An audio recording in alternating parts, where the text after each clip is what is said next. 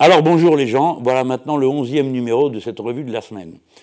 Eh bien cette semaine, pour la revue de la semaine, elle a été très bonne. Et je vais vous dire pourquoi, parce que maintenant nous voilà 120 000. C'est un fait politique, je ne sais pas si vous en êtes conscient. Pourquoi? Parce que ça veut dire que des gens se sont mobilisés dans des conditions telles qu'ils ont eux-mêmes créé un média. Ceci est un média.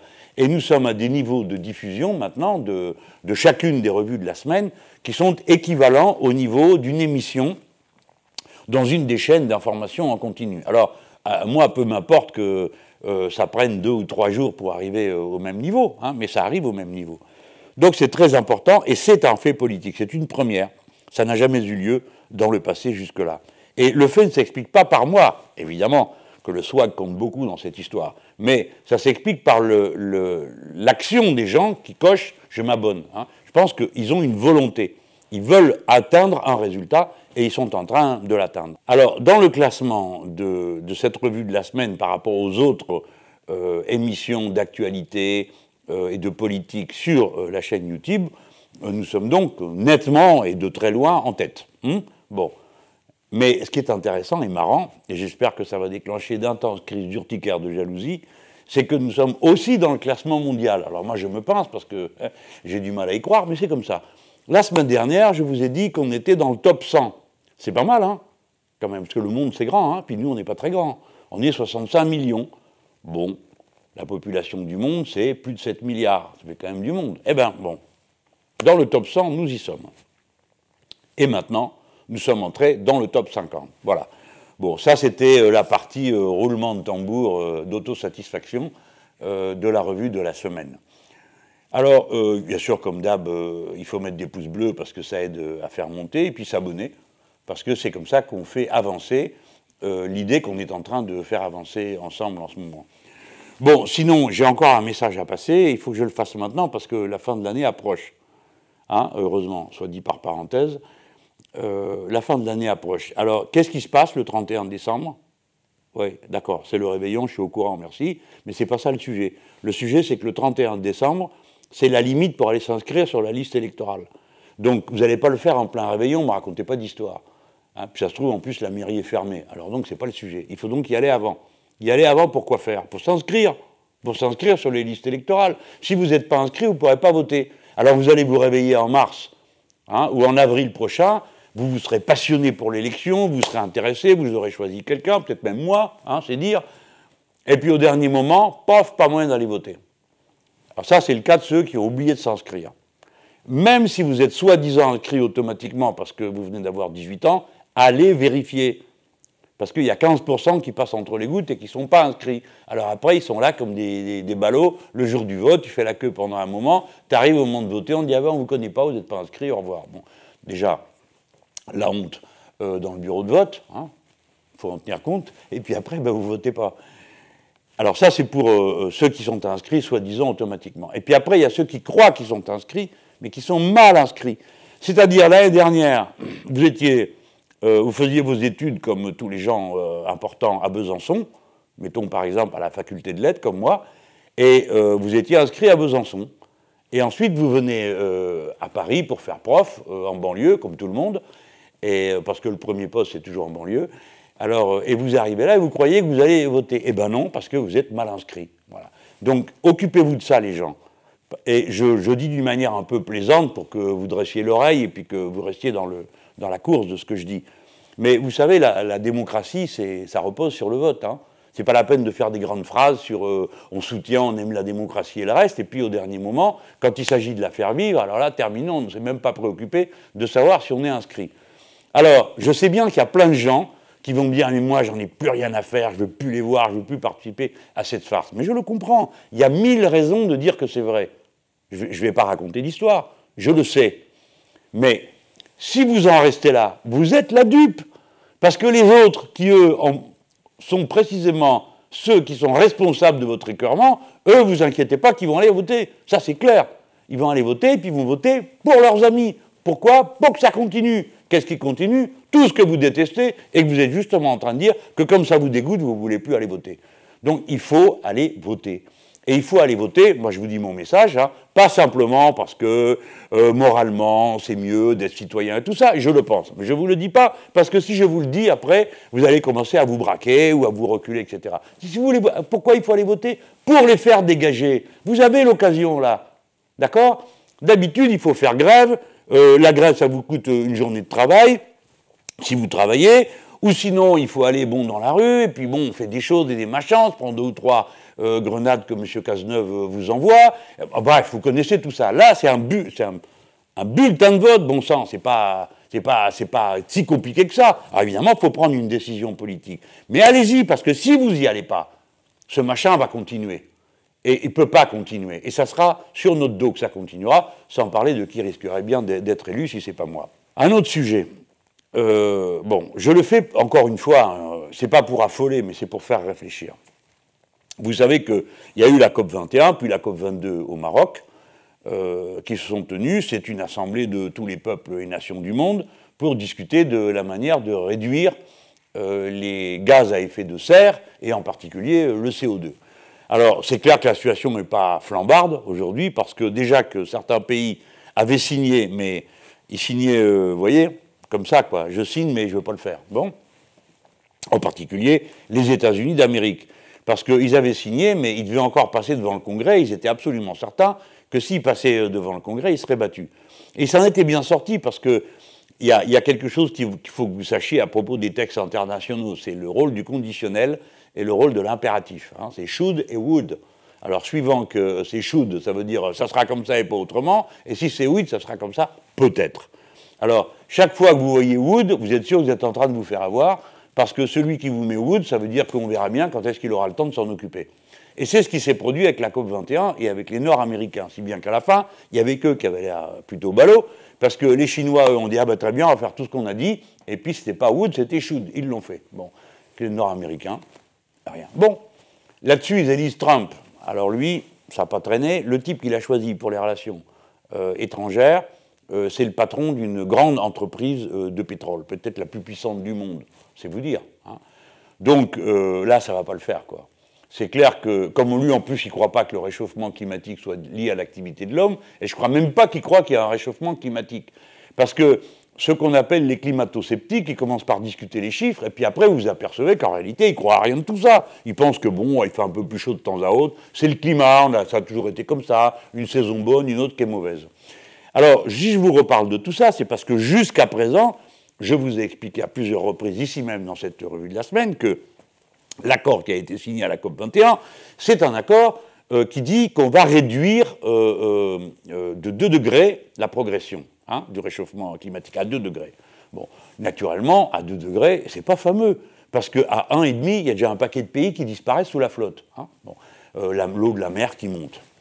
Alors, et en réalité, une fois que ce texte a été signé, les gens, en même temps, on dit, ben voilà, nous, ce qu'on va faire dans notre pays. Et il y a des gens qui ont fait le total. Quand on regardait ce que tous les pays comptaient faire, résultat, ça a donné 3,5 degrés de plus. Alors, 3,5 degrés de plus, c'est la catastrophe, sûr et certain. Hein. Bon. Alors, on en était là. Moi, j'étais très sceptique sur tout ça, parce que je me dis, mais bon, il vaut mieux pas affoler les gens et dire bravo, c'est bien, tout le monde a signé, ce que j'ai fait. Hein. Mais en même temps, je n'ai pas arrêté de dire, attention, il y a un problème dans ce qu'on vient de signer. Mais on disait, c'est un début, ça va s'améliorer. Vous avez vu que ça ne s'améliore pas du tout. Mais ce qui ne s'améliore pas non plus, c'est la situation réelle. C'est ça sur quoi je veux dire un mot. Il se trouve qu'il y a quelque chose comme il y a 10 ans, j'avais un ami qui était le maire de Clermont-Ferrand. Et c'était un ingénieur qui était un ingénieur chimiste. Et alors, je le consulte, on discutait, quoi. Et alors, on parle des gaz à effet de serre et du CO2. Il me dit, le CO2, oui, c'est un problème, on peut le maîtriser. Mais ce qui est beaucoup plus compliqué, c'est que quand il y a du CO2, l'effet de serre se produit, ça réchauffe le climat. Comme ça réchauffe le climat, ça fait fondre la glace. Comme ça fait fondre la glace, ça provoque 2 effets. Dans toutes des régions comme la toundra, là-bas, vers la Sibérie, la couche de glace, de neige, de tout ça accumulé depuis des millénaires, commence à fondre. Hein. On a fait des calculs, parce qu'on s'est aperçu que cette matière contenait des végétaux en putréfaction et du gaz méthane en grande quantité. Donc on a fait une évaluation en disant, si ça fond de 10 cm, qu'est-ce que ça donne? hein, bah, la nouvelle n'est pas bonne. C'est que ça donne un résultat désastreux. Désastreux, et on le vérifie. Parce que la montée de la quantité de méthane dans l'atmosphère se perçoit maintenant de manière indiscutable, beaucoup trop forte. Et comme le pouvoir d'effet de serre du méthane est plus grand que celui du CO2, du gaz carbonique, il y a vraiment de quoi se faire des cheveux. Alors, comme il m'avait raconté ça, il m'avait dit, tu comprends, ça fera un palier, et puis à ce moment-là, quand on sera arrivé à un palier de fonte de la glace et de montée de l'eau, ça va provoquer la remontée de la glace qui est au fond des océans, parce que cette glace va craquer et remonter. Et il y a un an ou deux de ça, j'avais repéré dans un journal qu'il y avait un type qui avait une idée formidable, vous allez voir, ceux qui font de l'argent ont toujours des drôles d'idées, et il y avait des glaçons partout. Et le type s'aperçoit que c'est des glaçons remplis de méthane. Il dit, ah, formidable, vous savez ce qu'on va faire? On va la ramasser pour vendre le méthane. Il faut le faire. Hein. Bon, en tout cas, c'est l'idée qu'il avait. Donc, c'est des gens, la catastrophe climatique, hein, pendant business is business, ça continue. On continue à faire du fric, même avec la catastrophe climatique.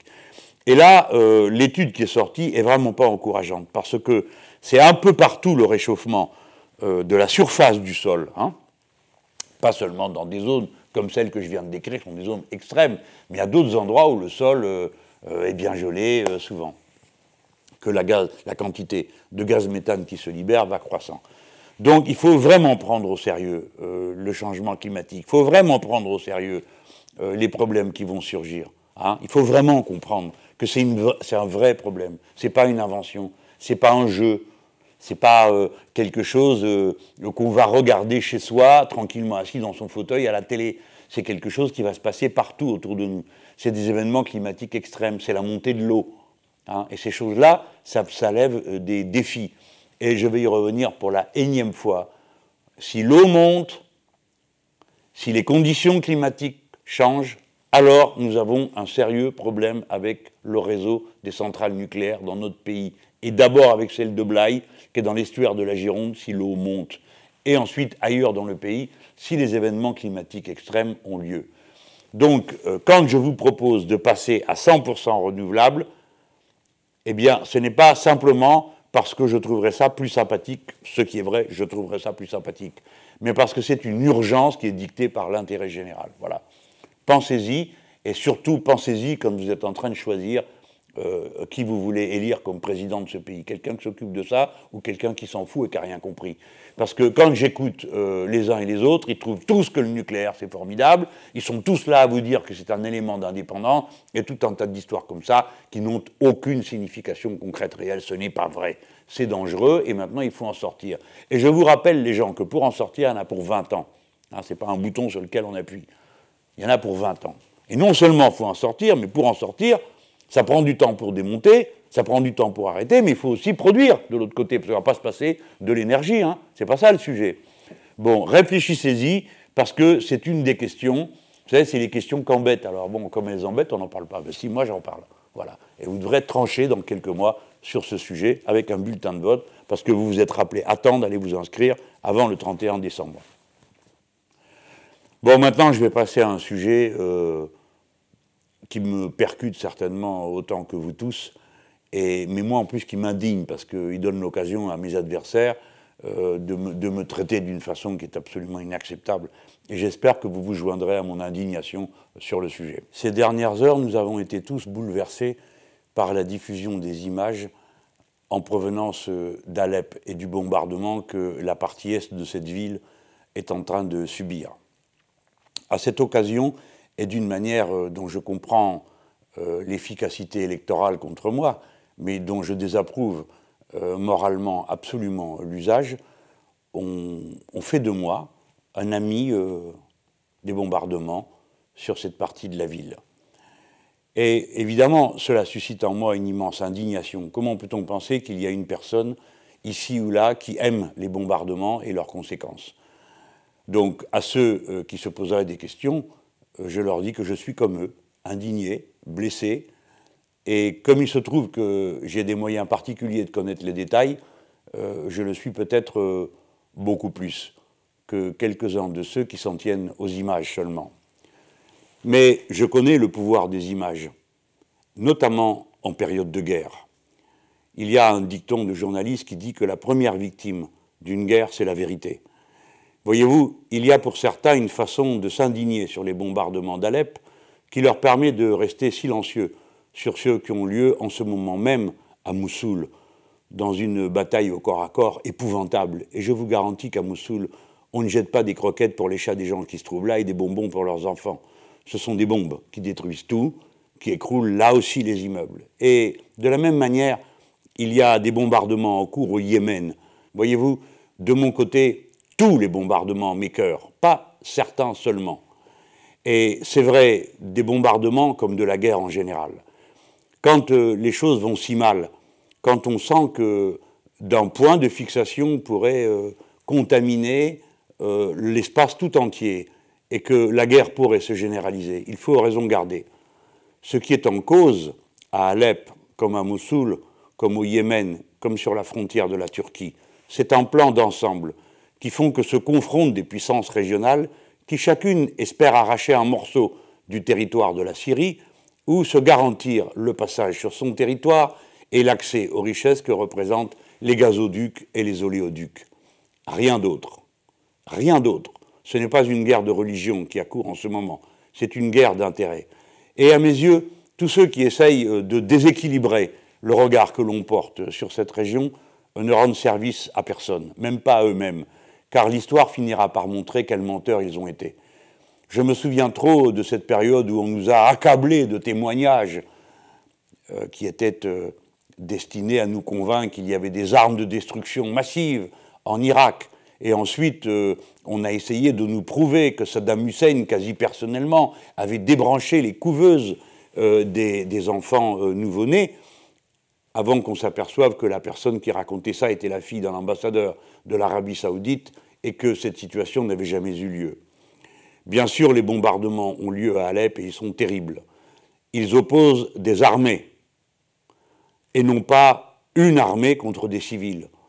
Ceux que l'on qualifie aimablement à intervalles réguliers de rebelles sont des combattants d'une armée qui se réclame de l'islamisme et qui, de son côté, chaque jour, tire sur Alep ouest, où se trouve la zone sous contrôle gouvernemental.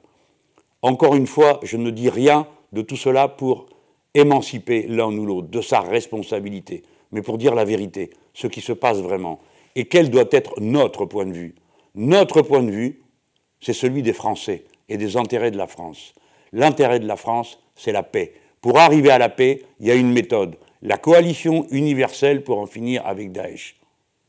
Mais est-ce qu'on veut vraiment en finir avec Daesh? J'observe que certains pays ont été conduits à reconnaître qu'ils avaient directement financé cette armée.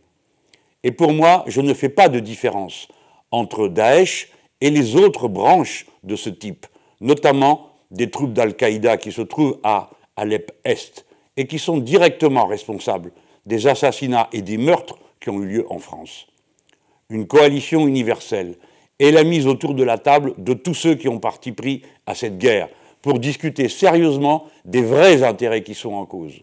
Cela signifie, premièrement, que la Syrie ne doit pas être démembrée. En particulier, il ne saurait être question de séparer le plateau du Golan du reste de la Syrie. Il ne saurait être question de séparer la partie qui confine à la Turquie pour la placer sous son contrôle. De la même manière qu'en Irak, il ne peut pas être question de placer le Kurdistan sous le contrôle de la Turquie. Pas davantage qu'il ne peut être question de continuer à persécuter les populations sunnites des villes où cette pratique de l'islam est majoritaire par le gouvernement central qui, lui, a des affinités chiites. La paix consiste à nommer les problèmes et à tâcher de les régler un à un, pas de se faire les stipendiers de la propagande des uns ou des autres. Je le dis d'autant plus fermement que j'ai vu encore aujourd'hui, dans une tribune, M. Jadot, qui se croit bien inspiré, de sans cesse venir alimenter des querelles sans fin avec moi, me reprocher je ne sais quelle, pour la énième fois, amitié avec M. Poutine, voire soutien politique à M. Poutine.